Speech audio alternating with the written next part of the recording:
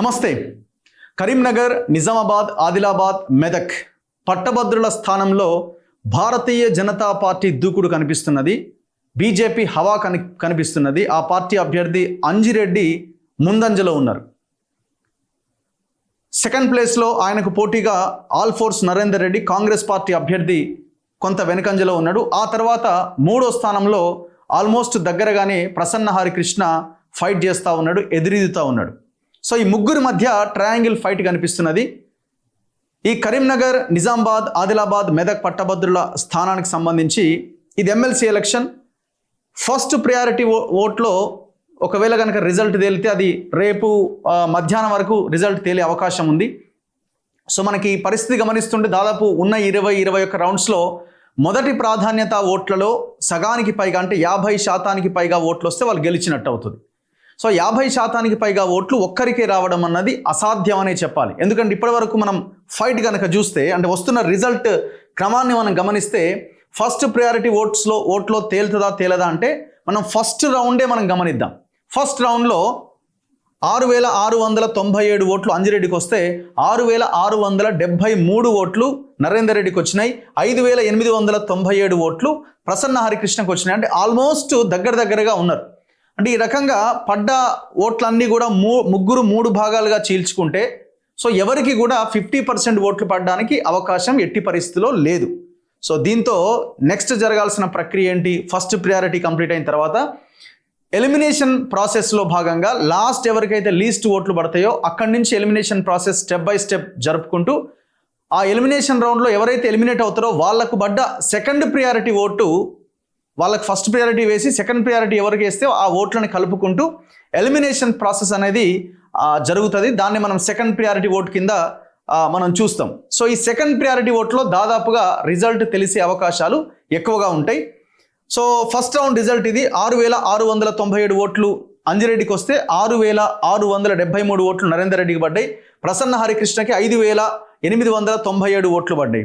So ఆ తర్వాత మళ్ళీ సెకండ్ రౌండ్ కలుపుకుంటే నరేందర్ రెడ్డికి 13,198 ఓట్లు వచ్చినాయి. అంజిరెడ్డి బీజేపీ అభ్యర్థికి 14,690 ఓట్లు వచ్చినాయి. ప్రసన్న హరికృష్ణకి 10,746 ఓట్లు వచ్చినాయి.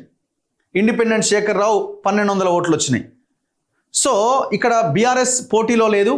కాంగ్రెస్, బీజేపీ అండ్ బీఎస్పీ నుంచి పోటీ చేసిన ప్రసన్న హరికృష్ణ. సో ఈ ముగ్గురి మధ్య ప్రధాన పోటీ ఉన్నది. ప్రసన్న హరికృష్ణ అంటే సర్వేలు కానీ 1-2 సర్వేల దాని ప్రకారం ఖచ్చితంగా ప్రసన్న హరికృష్ణ గెలిచే అవకాశాలు ఉన్నాయి. సెకండ్ ప్రయారిటీ ఓటు పడుతుంది. ఇట్లా రకరకాల చర్చలు జరిగినాయి. కానీ 2 రౌండ్స్ కంప్లీట్ అయినాయి. ఇంకొక 1 అవర్లో ఐ థింక్ ఈ షో చేస్తున్న నాటికి ఒక 2,000 ఓట్ల లీడ్లో అంజిరెడ్డి ఉన్నట్టుగా మనకి వార్తలు వస్తూ ఉన్నాయి. సో సెకండ్ రౌండ్ కంప్లీట్ అయ్యే నాటికైతే ఇది అఫీషియల్గా ఎలక్షన్ కమిషన్ ఇచ్చినటువంటి రిజల్ట్. అంజిరెడ్డి 14,690 ఓట్లు అంజిరెడ్డికి వస్తే 13,198 ఓట్లు నరేందర్ రెడ్డికి వచ్చినాయి. అంటే అటు ఇటుగా ఒక 1,400 ఓట్ల తేడా మనకు కనిపిస్తున్నది. హోరాహోరీ ఫైట్ అయితే ఉన్నట్టు మనకు అర్థమవుతున్నది. ప్రసన్న హరికృష్ణ కూడా తక్కువేం ఓట్లు పడతలేవు. ఆయన కూడా ఒక ఇండిపెండెంట్గా బీఎస్పీ నుంచి పోటీ చేసిన ఓవరాల్గా ఆయన పార్టీ సింబల్ కోసం బీఎస్పీ వైపు వెళ్ళడం జరిగింది.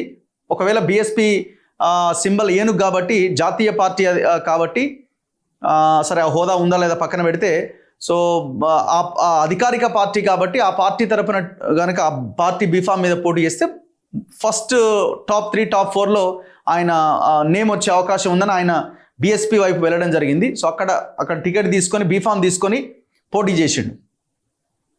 సో ఇట్లా ప్రసన్న హరికృష్ణ కూడా ఒక సామాన్యుడిలాగా ఎంటర్ అయ్యి ఒక విద్యావేత్తగా ఒక సామాన్యుడిలా ఒక గ్రాడ్యుయేట్స్ని దాదాపు 1,00,000 మందికి పైగా ఎన్రోల్ చేసి ఆయన దాదాపు ఒక 6 మంత్స్ నుంచి ఎలక్షన్ క్యాంపెయిన్లో ఉండి ఓటర్లకి దగ్గరగా గ్రాడ్యుయేట్లకు దగ్గరగా పనిచేస్తూ ఈ స్థాయిలో ఆయన పోటీ పడగలుగుతున్నాడంటే he is not a simple man.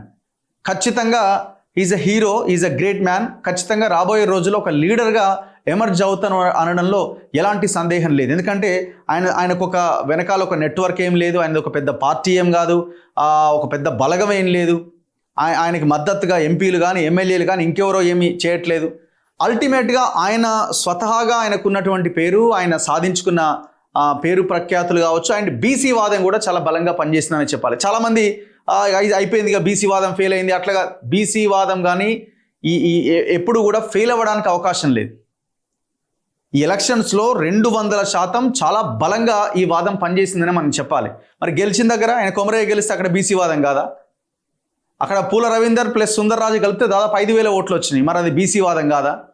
ఇక్కడ కూడా ఆయన దాదాపుగా పోటీ పడుతున్నాడు. దాదాపుగా కాదు, చాలా బలంగా పోటీ ఇస్తున్నాడు. అండ్ సెకండ్ ప్రియారిటీకి వచ్చేసరికి ఏం జరుగుతుందో చెప్పలేము. ప్రసన్న హరికృష్ణగా గెలవడు అయిపోయిందని అనుకోవడానికి కూడా వీలు లేదు. ఎందుకంటే కాంగ్రెస్ అండ్ బీజేపీలకి ఫస్ట్ ప్రియారిటీ వేస్తే వాళ్ళు సెకండ్ ప్రియారిటీ ఎవరికి వేసిన అనేది కూడా చాలా ఇంపార్టెంట్ ఇక్కడ. అండ్ మిగతా అభ్యర్థులందరికీ ఫస్ట్ ప్రియారిటీ వేసిన వాళ్ళు సెకండ్ ప్రియారిటీ ఎవరికి వేసిన అనేది కూడా ఇక్కడ చాలా ఇంపార్టెంట్. సో సెకండ్ ప్రియారిటీకి వచ్చేసరికి ఏమైనా పుంజుకునే అవకాశం ఉందా? లేదు, రాబోయే ఇంకొక 16-17 రౌండ్స్ ఉన్నాయి. ఆ రౌండ్స్లో ఫస్ట్ ప్రియారిటీలో ఇంకా పుంజుకొని ముందుకు వచ్చే అవకాశాలు ఉన్నాయా? ఇది జస్ట్ ఒక 2 రౌండ్స్ తర్వాత ఉన్న రిజల్టే కాబట్టి అయినా కూడా ఆయన గట్టి ఫైట్ ఇస్తున్నాడు.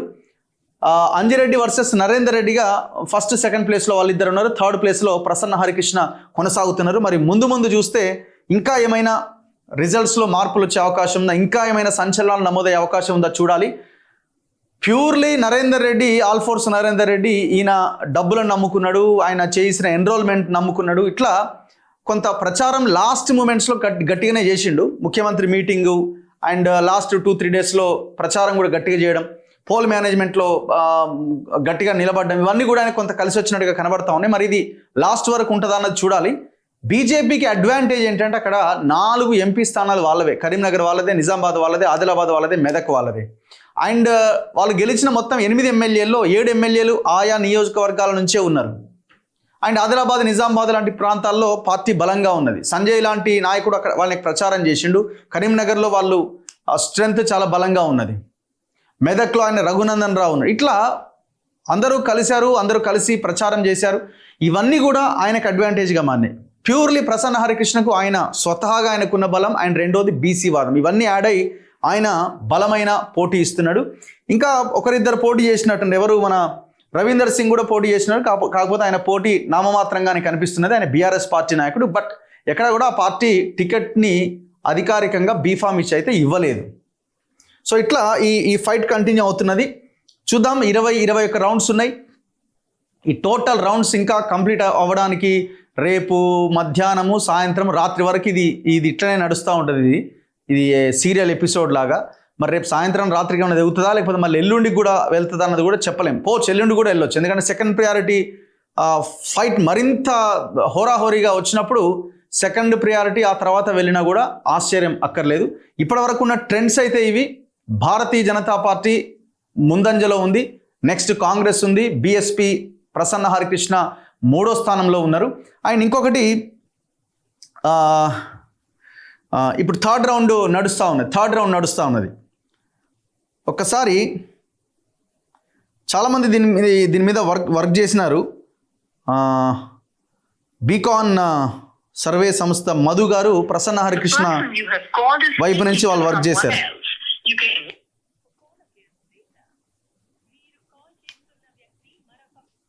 హలో అన్న, నమస్తే అన్న. ఏం లేదు, ఒక వీడియో చేస్తున్నా, లైవ్లో ఉన్నారు మీరు. ఏం జరుగుతుందన్న కరీంనగర్ ఈ గ్రాడ్యుయేట్ ఎలక్షన్స్ అనుకున్న ప్రకారమే ఉందన్న. కాకపోతే ఏంటంటే ప్రసన్న ఏదైతే నేరేషన్ ఒకటి ఏం జరిగిందంటే సెకండ్ ప్రియారిటీ ఓట్లు ఎక్కువ అవసరం పడతాయి, సెకండ్ ప్రియారిటీ ఓట్లతో గెలుస్తారు అనే విషయం బాగా పబ్లిసిటీ కావడం వల్ల ఫస్ట్ ప్రియారిటీ ఓట్లకు లేట్ అయింది ఆయనకు. ఓకే. సెకండ్ ఏంటంటే అక్కడ బీఆర్ఎస్ సపోర్టు చేసినట్టే చేసింది, కానీ కంప్లీట్ గా బీఆర్ఎస్ రెగ్యులేట్ ఓట్స్ బీజేపీ వైపు ఉన్నాయి. కాకపోతే బయట మటుకు పబ్లిసిటీ మాత్రం బీఆర్ఎస్ ప్రసన్నకు చేసిందని. ఆ మైగ్రేషన్ ఓటు కనుక వలిస్తే ఇలా ఫలితం రకంగా ఉండేది. ఇప్పుడు ఏమన్నా బ్యాక్ అయ్యే అవకాశం ఉందా? ఇప్పుడు ఆయన థర్డ్ ప్లేస్ లో ఉన్నట్టున్నాడు, ఆయన కూడా ఓట్స్ అయితే గట్టిగానే పడుతున్నట్టున్నాయి. మరి ఇప్పటివరకైతే రెండు రౌండ్లు కంప్లీట్ అయినాయి అన్న. 2 రౌండ్లు కంప్లీట్ అయిపోయినాయి. అప్పటికి ఫస్ట్ ప్రియారిటీ ఓటు అంటే అంజిరెడ్డికి ఉన్న ప్రసన్నకు మధ్యలో ఉన్నటువంటి ఏదైతే 4,000 ఉందో, ఇది ఇంకొక 4 రౌండ్ల వరకు కనుక 15,000 దాటితే ఏం చేయలేరు దాన్ని. ఓకే.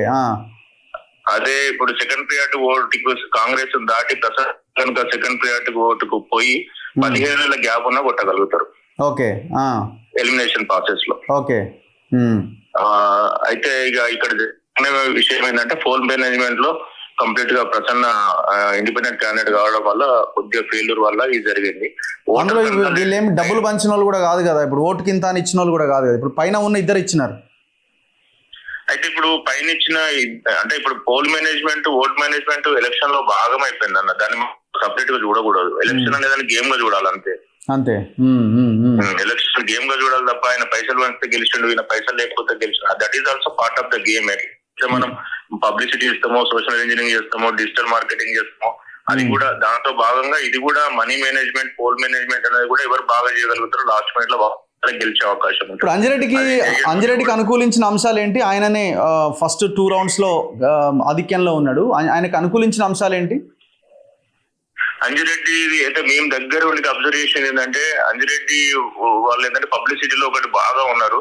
సెకండ్ మల్కా కుమ్రే గారు ఏదైతే ఎమ్మెల్సీ టికెట్ నిలబడ్డప్పుడు 2 ప్యానల్ గా పోయినప్పుడు వాళ్ళు చేసిన అడ్మినిస్ట్రేషన్ అంటే వాళ్ళు బీజేపీ కార్యకర్తలను కలవడం, వీళ్ళు బీజేపీ కార్యకర్తలను కలవడం, వాళ్ళు చిన్న లాంటి పార్టీల పోల్ మేనేజ్మెంట్ చేయడం వల్ల ఆ వేవ్ అట్లే కాపాడుకుంటూ వచ్చింది. సో ఇప్పుడు మల్కా కుమ్రయ్య కూడా కార్పొరేట్ సెక్టర్ నుంచి వచ్చిన వ్యక్తి, అంజిరెడ్డి గారు కూడా సెక్టర్ నుంచి వచ్చిన వ్యక్తి కాబట్టి ఆ రెండిటి వేవ్ అట్లే ఉండడం వల్ల ఈ రిజల్ట్ వస్తుంది. సో ఆల్ఫోర్స్ పరిస్థితి ఏంటి? ఇప్పుడు సెకండ్ లో ఉన్నాడు ఆయన, యాక్చువల్ గా ఆయన థర్డ్ లో ఉంటారని కూడా అనుకున్నారు, బట్ ఆయన పోటీ అయితే గట్టిగానే ఇస్తున్నట్టున్నాడు.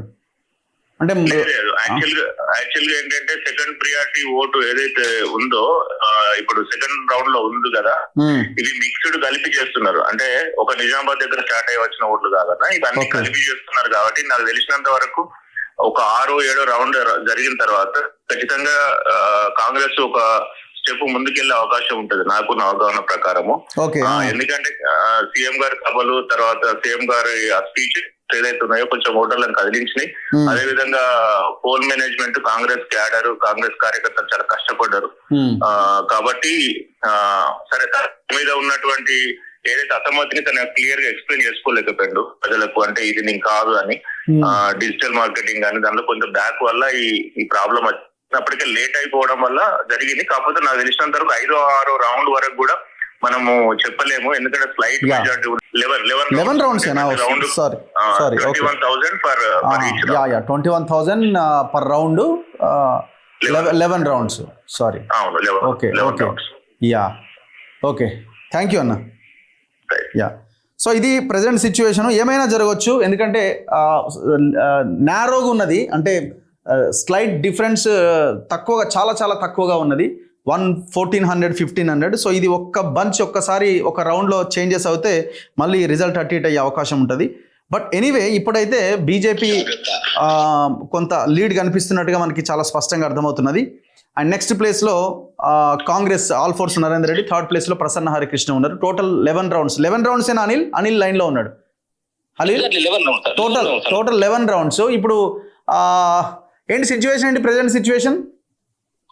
సో మొదటి నుంచి చూస్తా ఉన్నాం, మనకు మొదటి రౌండ్ నుంచి కూడా బీజేపీ పార్టీ అభ్యర్థి అయినటువంటి అంజిరెడ్డి, సో ముందుగా సెకండ్ అభ్యర్థి అయినటువంటి, అంటే లీడ్ లో ఉన్నటువంటి సెకండ్ అభ్యర్థి కాంగ్రెస్ పార్టీ సంబంధించినటువంటి నరేందర్ రెడ్డి కంటే ఆయనకంటే 1000 ఓట్ల మెజార్టీతో ఉండేది మొదటి సంబంధించినటువంటి రౌండ్ లో. సో సెకండ్ ప్రియారిటీకి వచ్చిన తర్వాత ఇంకొక 1,500 ఓట్ల లీడ్ సంపాదించడం జరిగింది. 2,500 లీడ్ తో వచ్చింది సెకండ్ రౌండ్ కి వచ్చేసరికి. సో ఇప్పుడు ఒకటేసారి 3వ రౌండ్ ఫలితాలు విడుదలయ్యేసరికి ఒకటేసారి 3,000 ఓట్ల మెజార్టీ తోటి మొత్తం కలిస్తే దాదాపు 4,500 నుంచి 5,000. థర్డ్ రౌండ్ వచ్చేసిందా?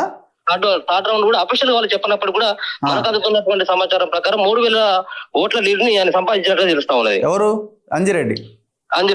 ఓకే.